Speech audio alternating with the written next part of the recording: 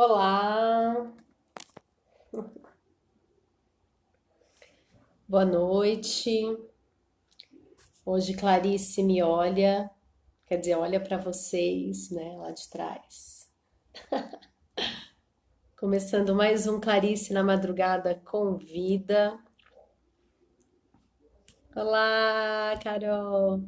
Inaugurando hoje um Clarice Convida muito especial, porque a gente vai falar um pouco da teoria na obra de Clarice Lispector. Oi, Carol, já te chamo em um minuto, tá? Vou te apresentar primeiro. Era só um pouquinho. Falando. Obrigada, Carol. Falando da Epifania na obra de Clarice Lispector. Avisando que hoje, viu, Carol Próspero? Carolina Próspero, querida, te agradeço muito ter aceito esse convite. O Fernando Mafia, que é meu parceiro nesse projeto, ele vai inaugurar hoje uma transmissão simultânea no canal do YouTube, Clarice na Madrugada, e no Facebook, querida Clarice Lispector. Então, vamos estar em três lugares ao mesmo tempo, tentando alcançar mais público nesse centenário de nascimento dela, muito especial, em que tentamos propagar a obra dela, o seu legado e toda a sua maravilha, né, de literatura que ela nos deixou para todas as gerações. É importante que muitas gerações conheçam essa obra dela, principalmente, né, as bem jovens agora, com essa coisa tecnologia e tudo. Então a gente tem que propagar a leitura e o livro. Abaixo a taxação do livro. Pronto, falei. Bom, Carolina Próspero Graziano é mestre em Teoria e História Literária pela Unicamp, onde se aprofundou na obra de Clarice Lispector.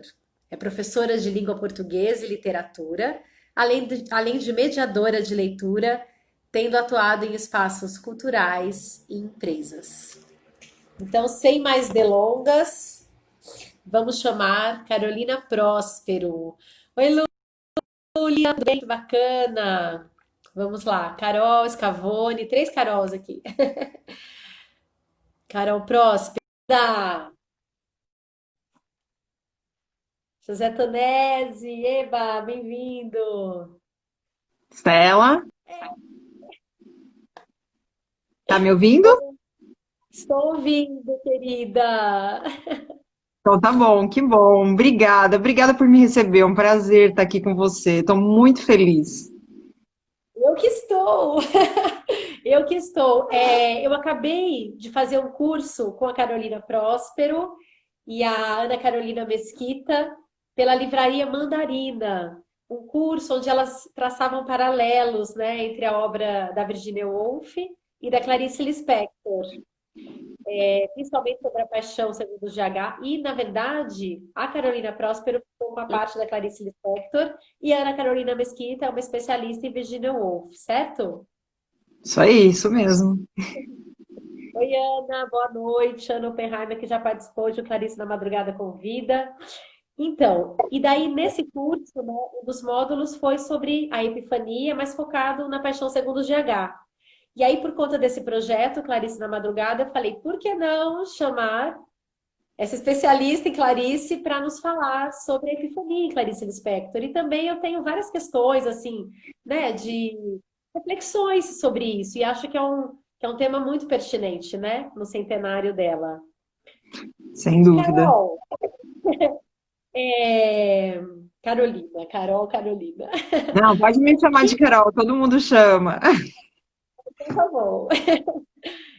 Carol, o que que é epifania? E depois, o que seria essa epifania na obra da Clarice? Porque na obra do Guimarães Rosa também a gente fala em epifania, na obra do Joyce, né? Em algumas. O que que é esse termo, né? Epifania. Olha, você até tem uma definição que é muito boa, né? A gente conversando aí, você já trouxe uma pré-definição que eu acho que é bem legal. que é justamente esse movimento da revelação, né? Então, a epifania, ela é fundamentalmente uma revelação que se faz, né? E de fato, assim, falar em epifania na obra da Clarice é falar em epifania a princípio partindo do Joyce, né?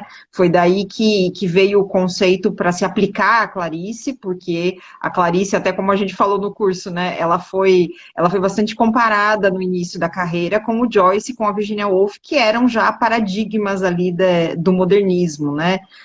Então, quando se vê o que a Clarice faz, automaticamente aquilo é associado, né, buscada a referência dos outros modernistas e se chega ao conceito de epifania do Joyce, que também parte dessa ideia, né, que é uma ideia de revelação. Então, seria a revelação de algo que está por baixo da camada do banal, do cotidiano, né, do real, e uma revelação que desestabiliza a personagem. Né? No caso especificamente da Clarice, né? É uma revelação que ela tem um fundo ali de algo místico, algo que não é perceptível a olho nu a princípio, né? A personagem vai ter um movimento ali, um relance, um relâmpago de perceber algo a partir de alguma coisa banal do cotidiano, e esse movimento vai desestabilizar completamente essa personagem, e ela vai fazer um mergulho dentro de si para tentar compreender essa revelação, né? Então, é uma revelação que desestabiliza a ponto de uma tentativa de compreensão que nunca chega, né? Uma tentativa de compreensão que patina, que anda, que gira para lá, gira para cá, né? A personagem sempre tenta entender o que é aquilo que está sendo apresentado a ela, né? Essa revelação que ela não sabe de onde veio, não sabe por quê, ela não entende o que ela está sentindo, o que ela está percebendo, e ela busca, tenta dizer, né? Ela tenta explicar aquilo com a palavra e não consegue, né? Na verdade, a epifania, o conceito de epifania, ele inclusive remonta à tradição judaica. E como a Clarice era de família judaica, né? Então depois isso foi sendo associado, talvez, nem tanto diretamente só ao Joyce, né? A figura do Joyce, mas a própria tradição da Clarice enquanto herdeira dessa herança judaica, né? Então, esses temas judaicos aparecem na obra dela meio disfarçados, assim, mas eles estão ali de fundo. Mas a epifania é um movimento interno comum a qualquer pessoa, a qualquer ser humano? Sim, sim, assim, nos textos da Clarice, qualquer um pode passar pela epifania, né? Inclusive, eu acho muito, muito bacana, porque a gente tem uma tendência a lembrar das personagens donas de casa da Clarice, né? Essas são as personagens icônicas. A dona de casa, que leva uma vida muito banal, né? Uma vida muito, todo dia a mesma coisa, presa naquela rotina de tarefas meio inglórias, né? Que a gente sabe que são, agora na pandemia, a gente sabe bem o quanto elas são inglórias. E de repente essa mulher, né, vê alguma coisa na rua que desperta essa epifania, né? Quer dizer, ela passa por esse movimento de revelação, algo é revelado a ela. Mas isso não acontece só com as adultas, né? Então a gente tem uma gama de personagens da Clarice, de todas as idades, né? Geralmente mulheres, a maior parte das personagens que passam por epifania são mulheres, mas não são as únicas, existem personagens homens, né? No caso da Maçã no Escuro, por exemplo, que é um romance da Clarice que tem como personagem fundamental um homem, é o homem que passa pelo movimento epifânico, né? Mas a gente lembra muito da dona de casa, da mulher adulta, mas a gente tem personagens crianças, né? E tem alguns contos que eu acho sensacionais da Clarice, em que as crianças passam por epifania. Por exemplo, A Legião Estrangeira. Não sei se você lembra desse conto, mas é um conto sensacional, né? Em que a Ofélia tem ali um movimento de revelação profundo e ela, coitadinha, né? A menina não sabe o que fazer com aquilo, né?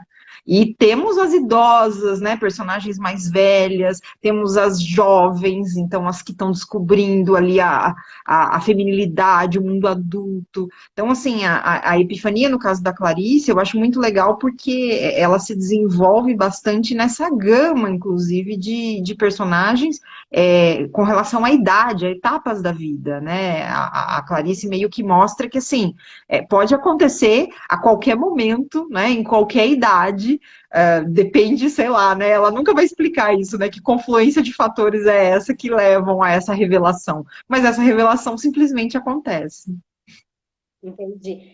Eu me lembro de uma frase do Conto Amor, não sei se a gente pode começar por ele, na verdade é um dos contos Claro. mais complexos, né?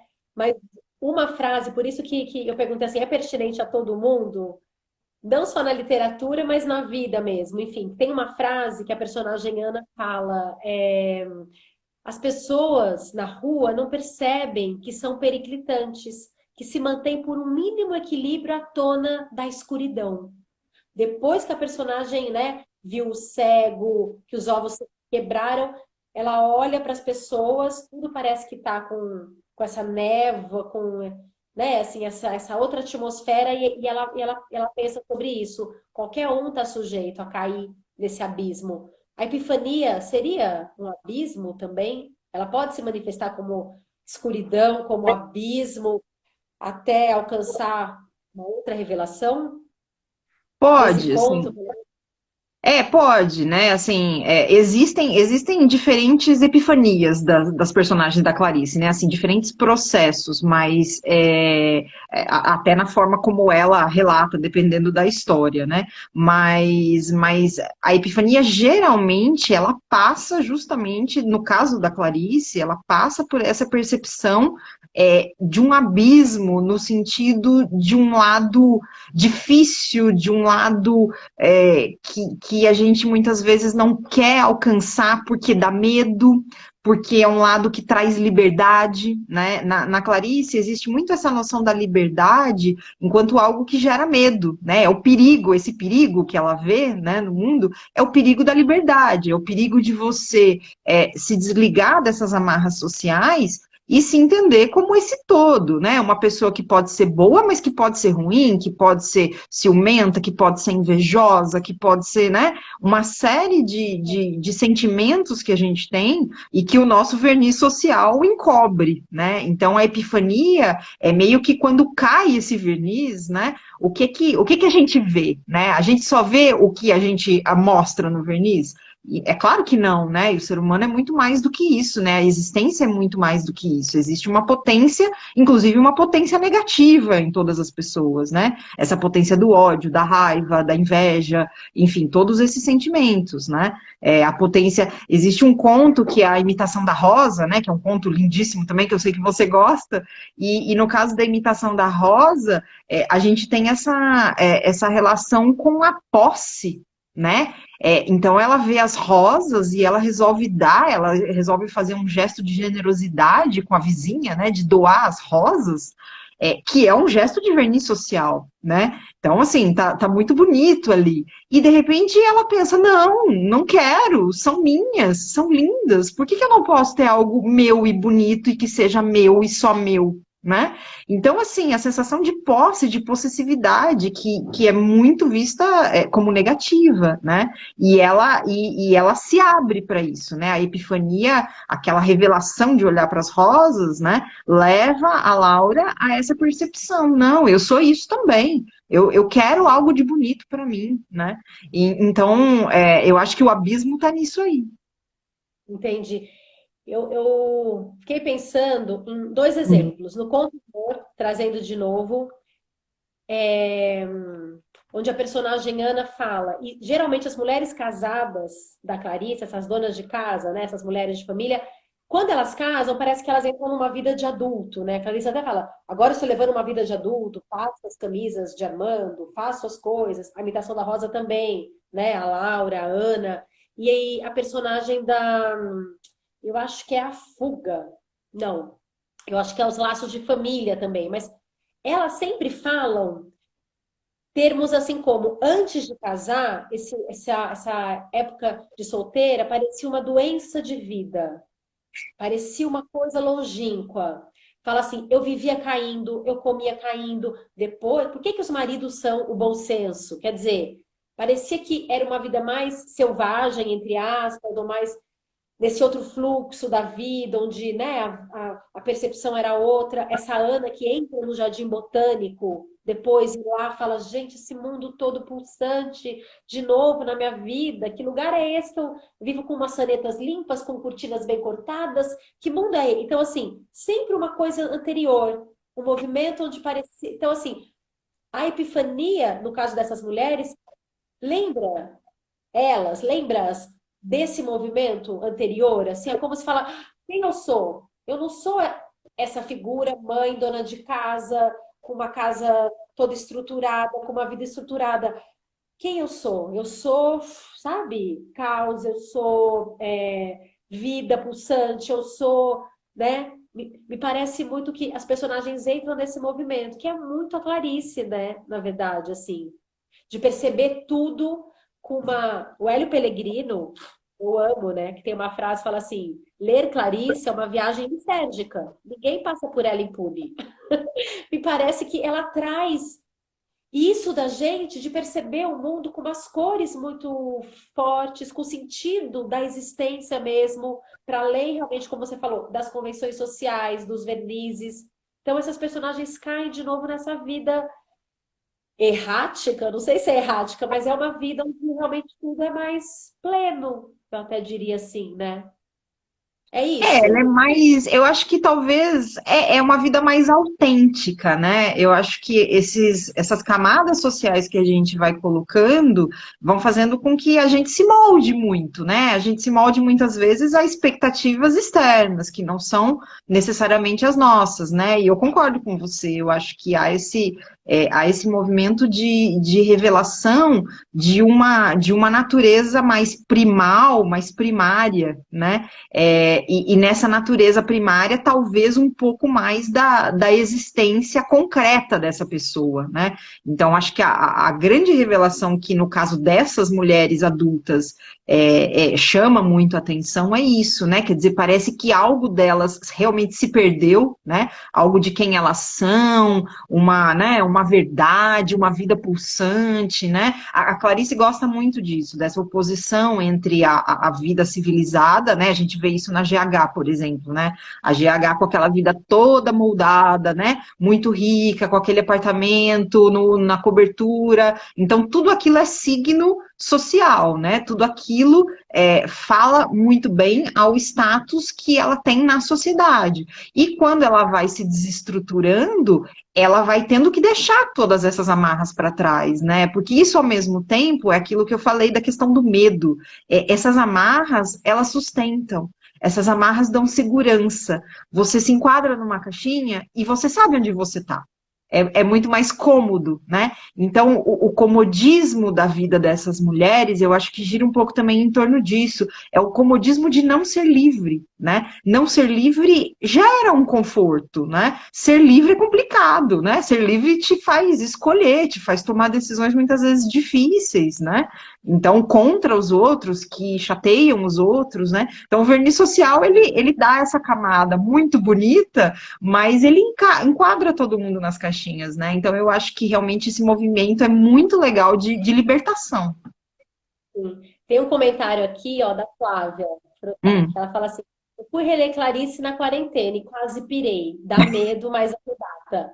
A quarentena é um bom momento para reler Clarice, gente.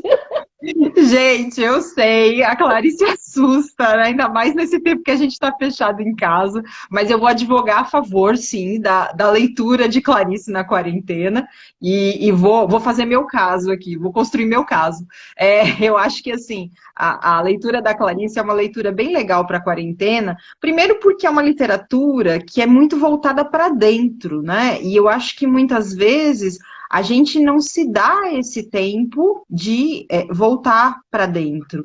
Então, a quarentena força isso, né? A quarentena força um olhar para si mesmo, olhar para dentro. E a Clarice, a literatura da Clarice, parece que conduz a gente, né? É como uma ponte, né? É como uma ajuda, né? Como se nós fôssemos também aquelas personagens e a gente precisasse de um chacoalhão ali para sentir essa revelação, para perceber esse mundo, né? Porque fala a verdade, a gente pode não ser, por exemplo, né, não viver como a Ana, não viver como a Laura, né? Necessariamente uma vida de dona de casa, com aqueles afazeres típicos e tal, mas assim, muitas vezes o cotidiano das pessoas também é um cotidiano que cega, né? Também é um cotidiano que você vai fazendo uma tarefa atrás da outra, uma tarefa atrás da outra, e chega lá no final do dia, você não lembra quem você é, né? Assim, você não parou para olhar para si, não parou para fazer nada que você gosta, né?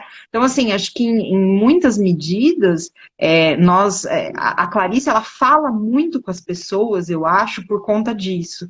Porque mesmo a gente vivendo uma vida diferente daquelas personagens, muitas vezes, o movimento da epifania fala com a gente, né? O movimento de encontrar algo mais potente, mais pulsante, por baixo de uma vida cotidiana que às vezes parece mecânica, automática, eu acho que isso fala demais com a gente. Isso fala muito com a gente hoje, né? 2020. Então eu acho que assim, a Clarice assusta um pouco mesmo, né? A gente, porque faz a gente mergulhar nesse nosso interior, mas eu acho que é uma boa hora, né? Eu acho que você está confortável, você está na sua casa, né?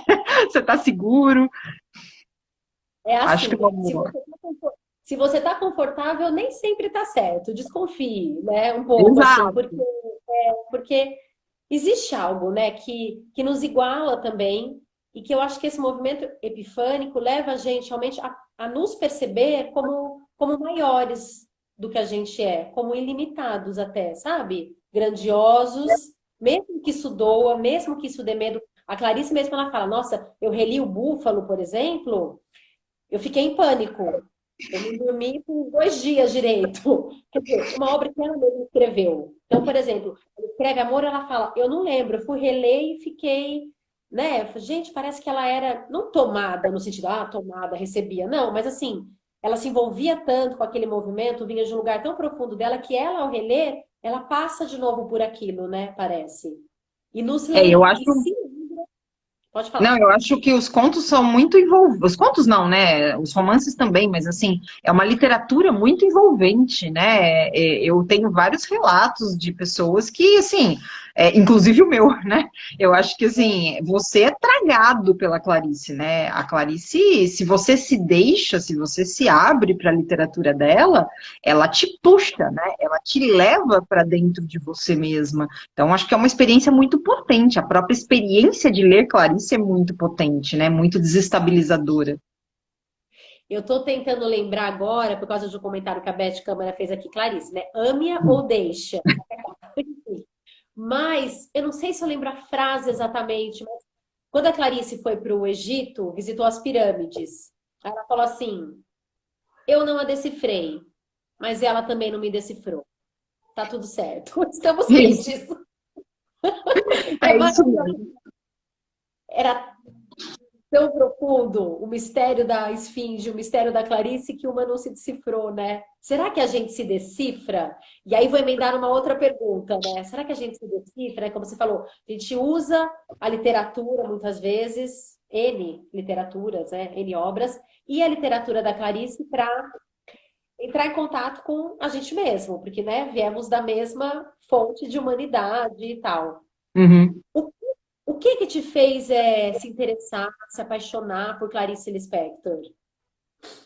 Eu acho que foi um pouco disso mesmo, assim. Eu tenho uma tendência, no geral, até a ler coisas, assim, mais realistas, sabe? Gosto muito, por exemplo, de um Machado, de um Dostoiévski, já um realismo prévio ali do século XIX, né? Esse tipo de leitura me agrada muito. Mas a Clarice foi um arrebatamento. Quando eu li a Clarice, eu cheguei a ler a Clarice quando era mais jovem, né, na época de escola e tal, li A Hora da Estrela, foi a primeira coisa que eu li da Clarice. E achei legal, mas assim, quando você é jovem, né, eu acho que a Clarice, ela ganha muito a literatura da Clarice com a maturidade, né? Então, assim, aquilo ainda não tinha me pegado tanto, né? Depois, na faculdade, quando eu li A Paixão Segundo GH, aí sim, A Paixão Segundo GH foi um negócio, assim, avassalador, porque foi isso, eu fui junto, né? E aquilo era tão pesado, eu lia, eu brinco que A Paixão Segundo GH, eu acho que tem dois tipos de leitores, né? Tem o leitor que se deixa e vai embora, assim, e consegue fazer tudo num fluxo só, né?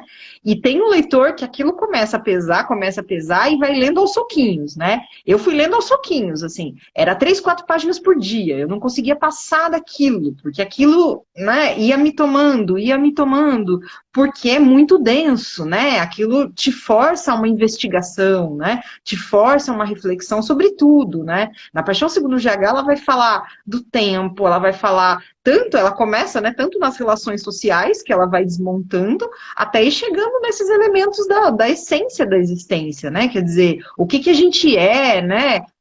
Eu não sou diferente de uma barata, no fim das contas, ela chega nesse ponto, né, de se comparar a uma barata. Então, assim, você vai tendo um desmonte de si que exige, né? Eu acho que é uma leitura pesada, mas ela é muito potente, assim. Eu gosto muito da potência do texto da Clarice. Essa coisa, enfim, né? Várias coisas, né? Que você vai falando, eu vou fazendo tu. Né, a gente não é diferente da barata. Se você for pensar em física quântica, realmente a gente divide tudo, né? O mesmo espaço, né? As mesmas coisas. Nós somos todos permeáveis, né? Enfim. Mas eu lembrei de uma outra coisa, né? Que você falou da Paixão Segundo o GH e que na entrevista, a única entrevista que a Clarice deu, né? Você deve lembrar, não sei se todo mundo que está nos assistindo viu, mas ela fala que um professor de literatura leu 3 vezes, 4 vezes A Paixão Segundo o GH e não entendeu nada. E uma adolescente, assim, universitária, na verdade, fala que é o livro de cabeceira dela. E aí a Clarice fala: você não tem que me entender, você tem que sentir. E é isso, ou você sente ou não, ou você é arrebatado ou não. Ou você. Porque a cada leitura ganha camadas, né? A gente vai amadurecendo e parece que a vida ele te leva a compreender mais Clarice, né? Ó, tem gente falando, estou lendo Enfim a Paixão Segundo o GH, amo Clarice. É um livro que eu preciso reler, mas é isso. Ele me leva tão fundo que eu evito um pouco. Eu falo, vai, É, não. ele dá medo, né? Esse é um livro realmente que dá medo, sim. Você tem que estar numa. Acho que você não pode estar numa fase muito dramática, né? Você não pode estar muito mal, porque assim é um livro que vai te abrir. Se você se entregar ao livro, é um livro que vai abrir você para você mesmo, né? Para sua própria investigação pessoal. Mas eu acho que quando a gente chega no final, é de uma potência incrível, assim, né? O trabalho que ela faz ali, né? E o nosso tema hoje é epifania, então acho que vale falar, né? Que realmente é um trabalho, eu acho que é a melhor construção epifânica da Clarice, né? Assim, é o livro em que ela melhor construiu as etapas da epifania, né? Então, é um livro que tem umas 180 páginas, acho que é, e assim, o primeiro terço ali você ainda não tem epifania, né? A situação social está sendo construída e tal, o encontro com a barata. Depois é um mergulho na mente, na psique da GH, né? Na existência dela, e ela vai refletindo sobre tudo, sobre todas essas camadas da vida dela. Então, assim, é um desenvolvimento da epifania muito longo e muito profundo. Acho que é por isso que ele também fez tanto sucesso. Ele é muito bem amarrado, é um livro que esteticamente é muito bem costurado, né? Inclusive, quem já leu sabe, o capítulo termina com uma frase e o próximo capítulo começa com a mesma frase, né? Então dá sempre essa intenção de que ela mesma está vivenciando essa experiência aos pouquinhos, né? Aos soquinhos também, mas ao mesmo tempo tudo tem uma conexão, né? Uma experiência que precisa dessas etapas para ser vivida. Então eu acho que se você, né, se a pessoa quer entender de fato a epifania na Clarice, a Paixão Segundo GH talvez seja o estado da arte ali da epifania, do que ela conseguiu fazer com o desenvolvimento da epifania. Sim. É, Água Viva também, um pouco, esse movimento que é pura epifania, a gente poderia dizer, que ela vai vivendo segundo a percepção ali e vai com o outro. Poderia se dizer isso também? Só uma Sim. coisa antes, é que várias pessoas comentaram. Gente, eu não consigo, não sei por que, voltar aos comentários. Mas teve uma moça, acho que foi Mariana, ela falou que leu A Paixão Segundo Jaga agora, não se recuperou ainda. A outra falou que a Mariana Lima fez um espetáculo, A Paixão Segundo GH, com direção do Henrique Dias, eu vi. A Ah, que Luciana legal. Lira, que estava aqui, não sei se está ainda, fez também um trecho. Aí era uma dramaturgia do Nilton Moreno, eu vi lá também, incrível, enfim. Mas Água Viva também, a gente nem falou, né, sobre Água Viva, mas me veio agora, porque é um livro construído em cima de instantes puros, né? Não tem uma história, mas Sim. só tem personagens, né? Só. A É, Lu, é. A maravilhoso, né, luta aí, Lu? ó lá. É. Incrível o trabalho dela, incrível. Foi depois do da Mariana Lima, bem depois, assim. E incrível. Ah, que legal. É, eu infelizmente não vi nenhum deles.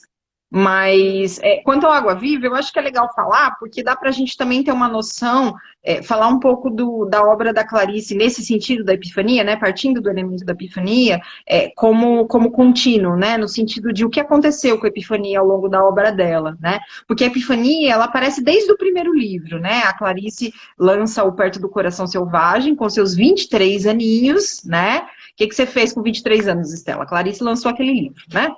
Eu também não tinha feito nada. Agora eu falo com Clarice.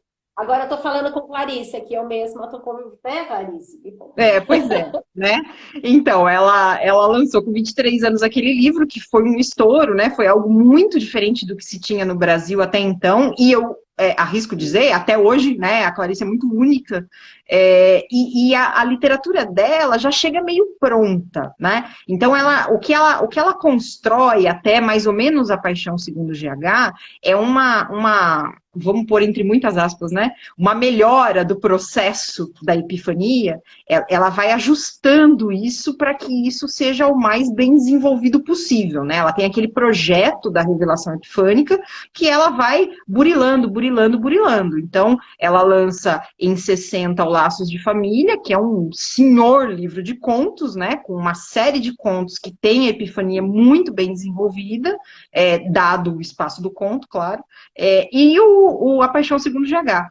E depois disso, ela entra num movimento meio de questionamento da própria obra, né? E ela vai forçando os limites e vendo até onde ela consegue chegar, né? E o Água Viva, eu acho que é bem nessa linha, né? Porque o Água Viva, ela escreve já na década de 70, né? Então, já perto ali da morte dela, que foi em 77, e ela vai largando mão dos elementos que sustentavam a narrativa, né? Então, assim, há uma implosão, né? Implode personagem, implode espaço, implode tempo. A gente quase não pega esses elementos no Água Viva, né?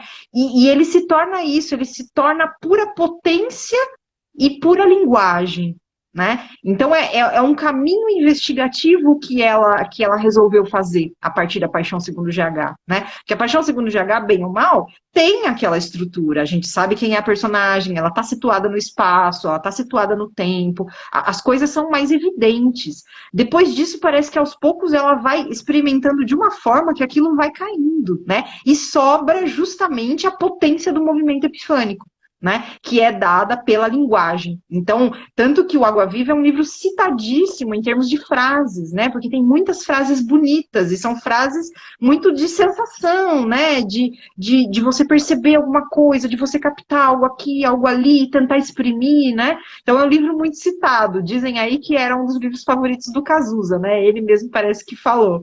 Então, porque ele é muito poético, né. Ele disse que leu Água Viva 100 vezes. E ele Né? fez uma música, né? Ele fez uma música com frases desse livro.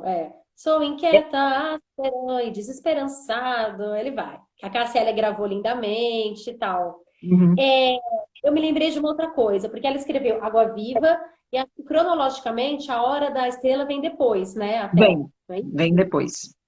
A gente poderia dizer que a morte, Clarice que amava a morte é ótimo, né? Mas amava o tema da morte, esse mistério que é a morte, essa experiência que é a morte. A gente pode dizer que a morte, na obra da Clarice, pelo menos, é o grande momento epifânico de uma vida?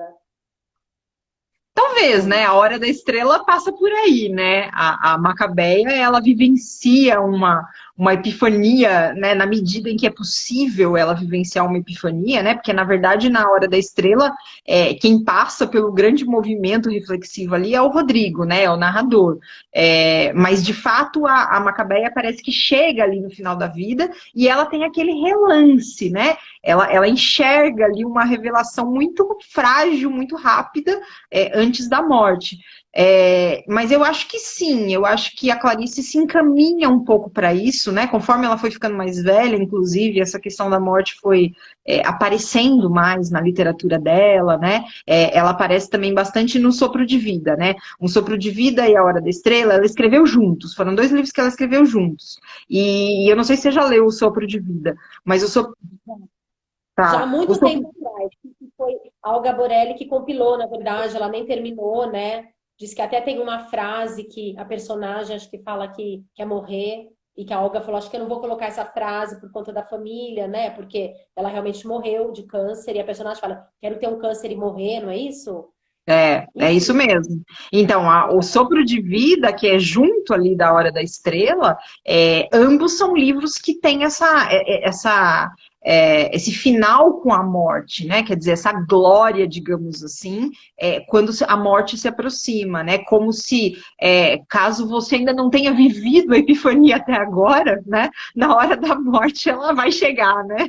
Talvez na hora da morte a gente entenda, né? A gente viva, a gente experimente isso.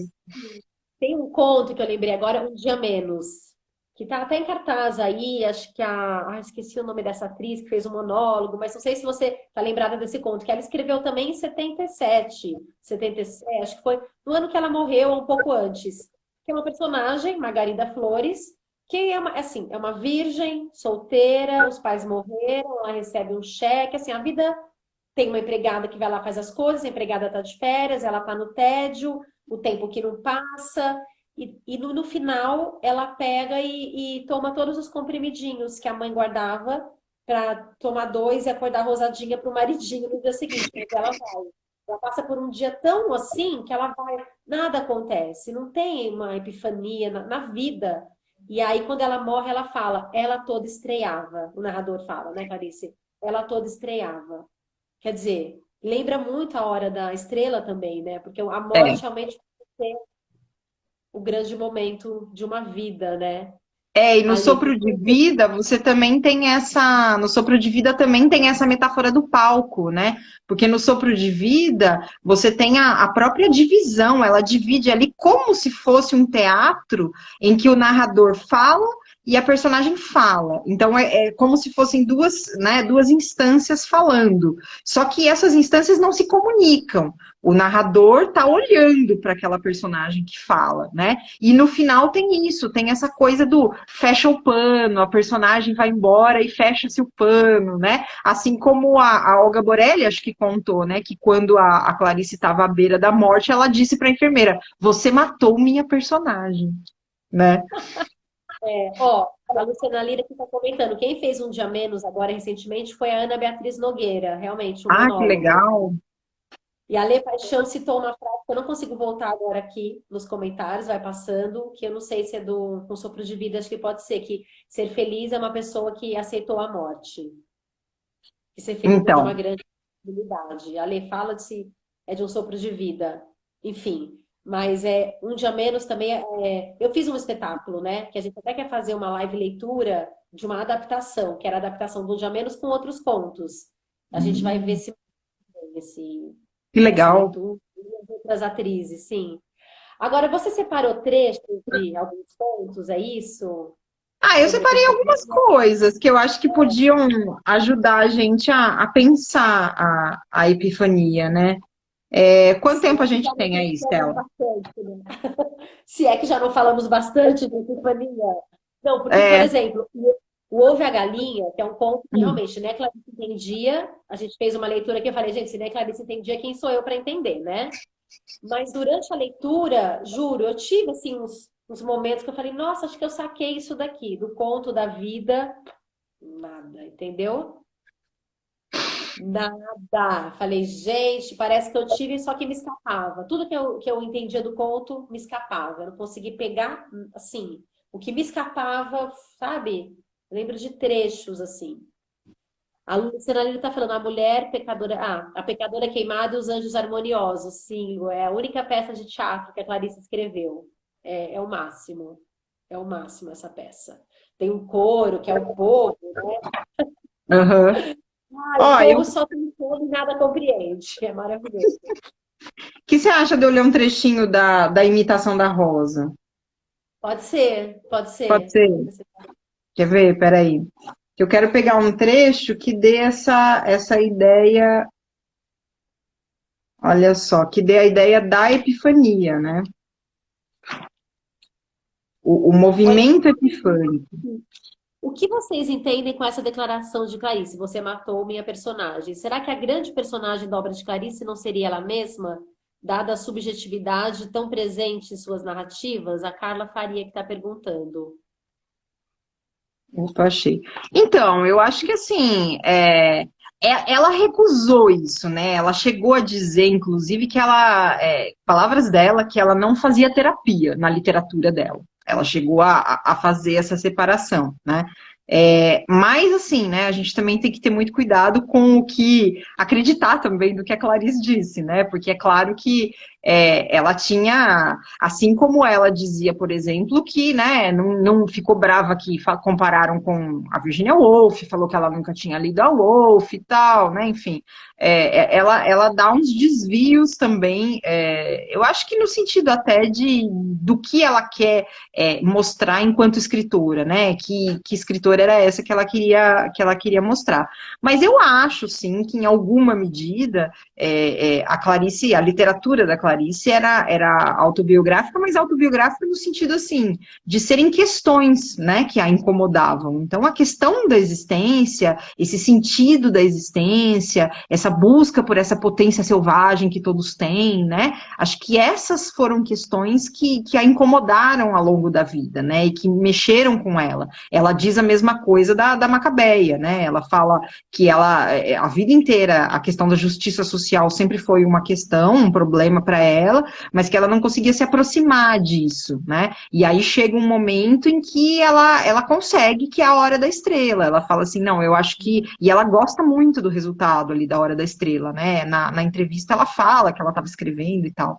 Então, eu acho que essa questão da personagem, assim, ela tem que ser, tem que ser vista com alguma cautela, né? Eu acho que dá para entender nesse sentido, mas eu acho que mais do que isso é entender que o quanto a palavra era importante para ela, né? Então, assim, ela mesma parece que se transforma em palavra, digamos assim, né? Eu acho que essa confissão final aí, né? Você matou a minha personagem, é que a escrita era a forma dela de se colocar no mundo, né? Então, para ela, naquele momento final, estar no mundo era estar em escrita, né? E morrer era, portanto, deixar de ser uma personagem. Então, eu encaro um pouco de uma forma meio poética, digamos assim. Que lindo. Ela tem uma frase, que eu lembrei agora, que também é assim, né? No final da vida ela fala, ai, cansei de ser autobiográfica. Não, cansei de ser biográfica, agora quero ser só bio. Tipo, ela só queria É, agora ser só vida, pulsante, né? Eu, exato, eu, exatamente. eu sou desse mesmo pensamento, assim, realmente. Ela tinha uma pesquisa de linguagem toda, onde ela transformava, vamos dizer assim, um universo interno, uma percepção de mundo, né, em a literatura. Tem alguns contos que sim, me parece que ela narra fatos, né, como o Felicidade Clandestina mesmo, que o pai dela não tinha dinheiro para comprar livros, e aí teve esse caso, né, dessa Sim, moça, dessa menina que ficou torturando ela, falando que ia emprestar um livro. O Restos de Carnaval também, que é que ela não tinha lindo. lindo, não tinha dinheiro para comprar fantasia, e aí a mãe de uma menina fez lá uma fantasia de papel crepom para ela, com o papel crepom que sobrou lá da amiga, só que daí a mãe dela ficou doente, quer dizer, a mãe dela já estava doente, mas piorou, precisou de um remédio, ela saiu correndo. É lindo esse conto, ela É descreve, lindo, né? eu amo. É lindo, assim. Então ali, claro, você fala, gente, ela transformou, né?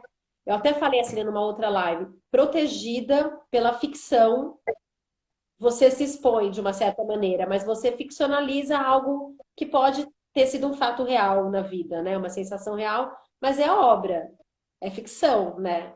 Não é uma autobiografia, não é, né, isso. Por exemplo, a irmã dela, eu não li, não sei se você leu, No Exílio, que a Elisa Não, não escreve, li né? o livro da Elisa, né? Que me parece que sim, lá é um romance, mas me parece que é mais autobiográfico mesmo, né? Onde a Elisa, Sim, a irmã mais velha, escreve a vinda da família Lispector da Ucrânia, refugiados até o Brasil, né? Então, sim, sim. muito. Sim. A É, acho gente que a tinha. gente tem que tomar cuidado para não confundir demais, né? Porque senão é isso mesmo, senão você fica procurando também elementos biográficos em tudo, né? E a obra tem que falar por si, acho que é uma obra que fala por si, né? Sim, sim, acho que sim. A gente separou também, além, né, desse trecho, não sei, eu estou preocupada com o tempo, né? Porque voa, daqui a pouco acaba. A gente falou sobre estado de graça. A epifania pode ser simplesmente um estado de graça, como fala nessa crônica? Não sei se todo mundo conhece, eu posso ler rapidinho, mas pode ser. É, O que então, você eu acha? acho que essa crônica, eu acho que menos o termo, né? Porque a Clarice nunca usou o termo epifania, né? Na verdade, usaram a respeito dela, mas ela nunca assumiu esse termo epifania para a obra dela. E o que ela chega mais perto de usar é isso, né? Esse estado de graça nessa crônica em que ela meio que descreve esse processo epifânico, né? Eu acho que é um termo que combina com a Clarice, no sentido de que para ela a revelação tinha esse quê do divino, né? Que você enxergar uma camada para baixo dessa camada civilizatória em que a gente vive é de alguma maneira se aproximar do divino. Porque o divino está nessa conexão entre todos, entre todas as existências humanas, bicho, natureza, né? Ela tem uma visão meio global nesse sentido, né? De que tudo é o divino. Então, se você penetra um pouco mais fundo nessas camadas, você está se aproximando do divino. Então, acho que nesse sentido, né? Talvez não como uma iluminação religiosa em si, mas eu acho que, digamos assim, ligando a alguma religião específica, né? Ao judaísmo ou catolicismo, acho que não tanto ligada a alguma religião, mas ligada à noção mística de que tudo é uma coisa só. Eu acho que nesse sentido o termo se encaixa bem, assim, acho que é um termo bacana e acredito que ela mesma sentiu que aquele era um termo que servia mais, né? Foi um termo que ela usou nessa crônica. O trecho que eu tenho é Será que bem pequenininho, tá, ô Estela? Quer ver? Olha só. Ela diz assim, ó, é só um paragrafinho, tá? E no segundo seguinte, então aqui ela deu as rosas, né? Quando ela dá as rosas. E no hum, segundo seguinte, sem nenhuma transição, sem nenhum obstáculo, as rosas estavam na mão da empregada. Não eram mais suas, como uma carta que já se pôs no correio. Não se pode mais recuperar nem riscar os dizeres. Não adianta gritar, não foi isso que quis dizer.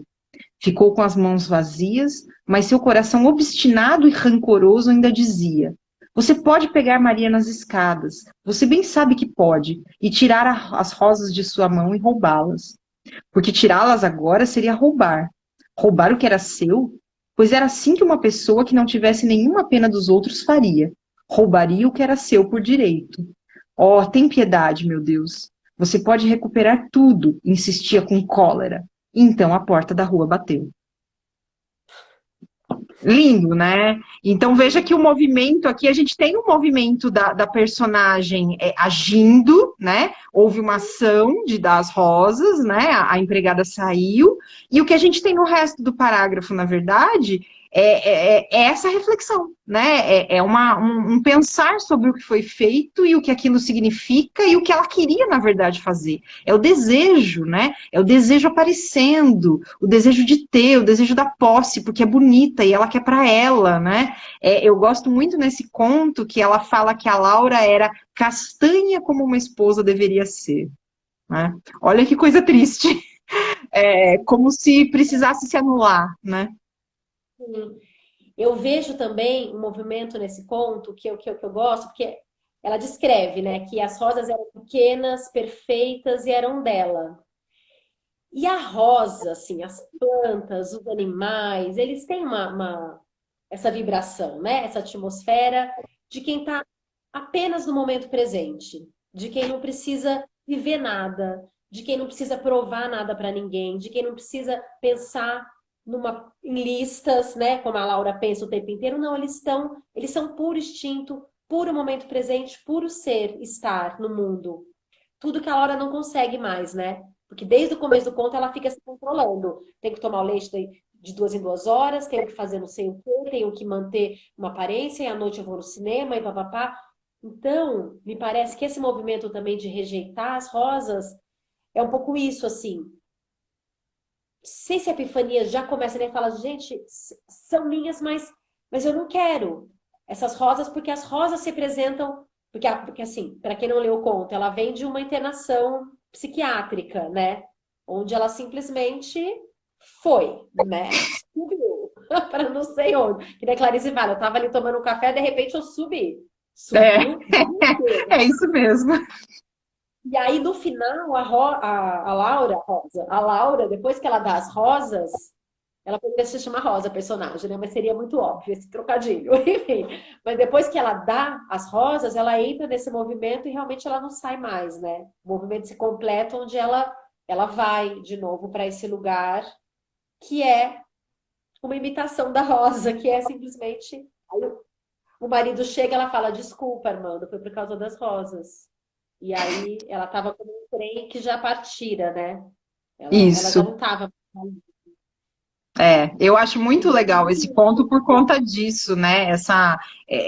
Como eu já te falei, né? Eu acho que esse é um conto em que a personagem se entrega ao movimento epifânico, e a Clarice fala até na crônica no Estado de Graça, né? Que ficar na epifania, né? Ela não vai chamar de epifania, mas enfim, né? Que ficar nesse estado é um risco, né? A pessoa se perde, você não pode ficar muito tempo nessa percepção tão aguçada de tudo, né?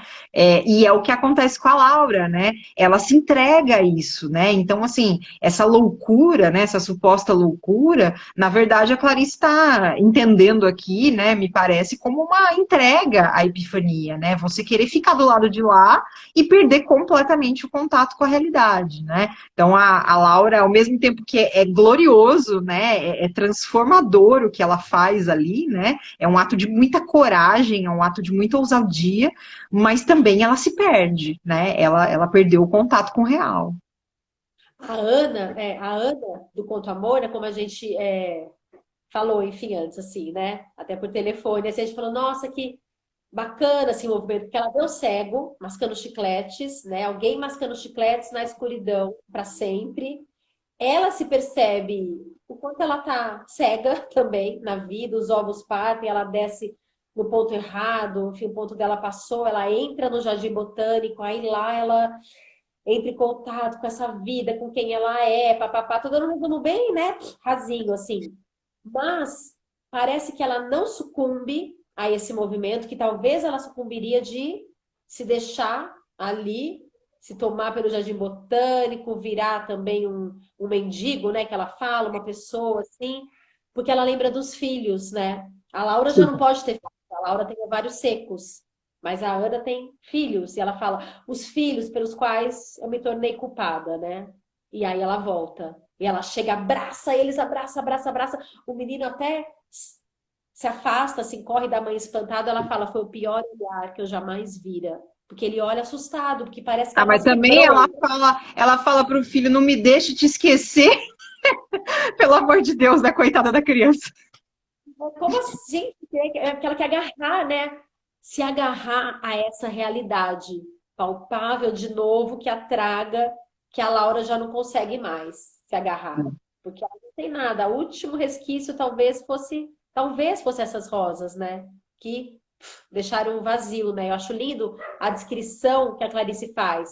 Quando o vazio de rosas sai lá do móvel, a poeira fica em volta e deixou aquele vazio. Era o mesmo vazio dela, né? Essas Ela imagens. fala um lugar sem poeira, né, dentro dela. Ela usa essa expressão. Deixou um lugar sem poeira dentro dela. É lindo. É lindo, ai, é lindo, enfim. São personagens que reagem, né, à epifania de uma maneira diferente. Na fuga, será também que a gente pode falar um pouco? Que essa mulher que tá lá, começa a chover, ela fala, vou embora desse casamento de 12 anos que pesam como chumbo. Nesse momento só. E aí ela vai, mas ela volta também, porque ela não tem coragem, né, de Eu sair. acho que a fuga tem um pouco mais a ver com esse apego a esse conforto, né? Que é a prisão da caixinha, né? De você ter ali um lugar, você já ter uma vida montada, você ter, né, toda uma construção social que te sustenta, porque é muito difícil deixar isso, né? Então, acho que no caso da fuga é por aí, né? Que foi um dilema da própria Clarice, né? A Clarice, a gente sabe, foi esposa de diplomata, né? Então, a Clarice viveu muito isso, né? Essa função de dona de casa, de receber, e ao mesmo tempo a gente só imagina o turbilhão que era o interior da própria Clarice, né?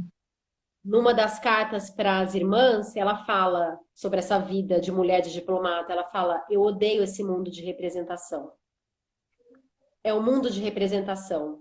Quando você entra no movimento epifânico, ele não te permite representar, é como se caísse todas as suas máscaras tão sofrivelmente construídas ao longo da vida, ao longo. Você fala, caiu tudo, e agora como é que eu vou me reconstruir de novo, né? Parece. Deixa eu te perguntar uma outra coisa. Acho que a gente tem Tal. mais tipo 3 minutos. Ai, que pena. Quando a Clarice fala da náusea, né? Essa náusea doce, essa. É um movimento epifânico também? Não através do estado de graça, mas esse abismo, essa náusea poderia ser um abismo também? Sim, eu acho que essa náusea é mais no sentido assim, eu acho que é uma reação física a esse movimento que é psicológico, né? Que é psicológico e espiritual, né? Então, eu acho que a náusea ela acompanha na Clarice essa revelação, porque a revelação é muito forte, né? É como se a personagem sentisse no corpo, sabe? Aquela coisa de somatizar. Chega no corpo, ela sai, ela precisa sair de algum jeito, o medo, né, o terror de viver aquilo, né, você não saber o que fazer com aquilo, e aquilo é avassalador. Então eu entendo a náusea na Clarice, mas nesse sentido, né, uma forma de isso também sair para fora do corpo, corporalmente, além, né, do movimento interior. Uhum, entendi. Gente, acho que a gente tem mais 2 minutos. O Fernando está me falando aqui que a live Hum. no Facebook está falando um pouco, então eu já peço desculpas e para as pessoas se inscreverem no canal do YouTube, que essa live vai para lá, inclusive depois fica registrada lá também, Ah, né? legal. Clarice na Madrugada. Clarice na Madrugada. Quem puder se inscrever no canal, tem outros vídeos também de leituras que eu já fiz aqui, com uma edição super bacana, assim, que ele faz. Então, é bacana. Quem puder se inscrever. Carolina, Carol, querida. Ai, gente. Para terminar, vale a pena viver uma epifania, mesmo com o medo que traz, mesmo com as revoluções que traz na vida, agora eu tô falando. Vale Epifania sim, né? Eu acho que essa potência da vida, a Clarice não teria escrito um texto com tanta potência se ela não tivesse provavelmente vivido pelo menos uma epifania e essa epifania não tivesse marcado profundamente a existência dela, né? Então, acho que a viver a epifania também é viver a potência da vida, né? E acho que a gente tem que experimentar a potência da vida, né? A gente não pode se entregar a uma vida de autômatos, né? Uma vida de robôs, de uma natureza muito banal, né? A vida tem muito a se explorar e a nossa vida interior tem muito a trazer. Acho que se a gente se conhece melhor, né, e se entende melhor, a gente também entrega algo melhor para o mundo. Sim. Eu lembrei de uma frase dela, que acho que é da Lorelei, Uma Aprendizagem ao Livro dos Prazeres, que ela fala: viver na orla da morte e das estrelas é vibração mais densa, mais tensa do que as veias podem suportar.